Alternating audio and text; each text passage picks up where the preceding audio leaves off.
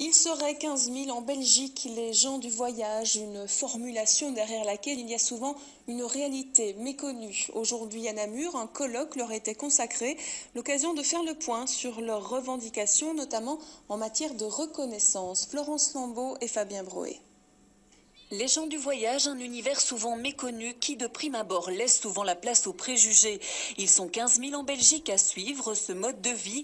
La route et la caravane sont leur quotidien. Aujourd'hui en région wallonne, la caravane n'est pas encore reconnue comme habitat mobile. Les gens du voyage attendent impatiemment cette reconnaissance.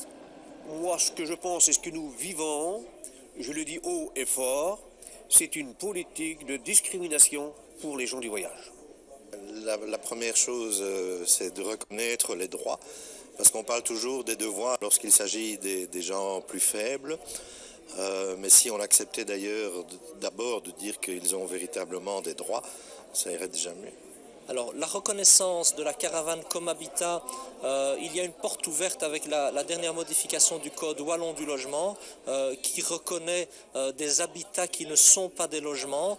Maintenant, nous n'avons pas encore franchi le pas, comme l'a fait la région bruxelloise par exemple, qui reconnaît la caravane comme un habitat au sens plein du terme. En Wallonie, 7 communes se sont inscrites dans un projet d'ouverture et de dialogue avec les gens du voyage. Les lieux d'accueil restent souvent très limités. Sambreville et Namur ont chacune choisi d'aménager un lieu d'accueil. Le dossier avance, mais à ce jour, les terrains de Lives-sur-Meuse et d'Auvelais ne sont pas encore équipés. Pour Étienne Charpentier, les communes sont encore trop souvent frileuses. Pour lui, la région wallonne devrait légiférer et contraindre les communes. Il faut que les communes puissent se réveiller, être conscients. Et c'est ce que je dis souvent à des hommes politiques, aux communes, aux bourgmestres. Ils auront bon à se fermer les yeux, à se boucher les oreilles. On est là, on existe et il faut qu'ils le font avec nous.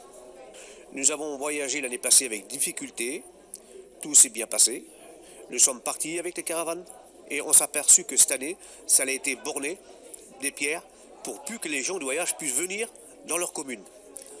Il n'y a pas une amélioration, mais il y a une dégradation sur le plan même national concernant les gens du voyage. On parle souvent, par exemple, d'un certain rejet que la population a vis-à-vis des gens du voyage.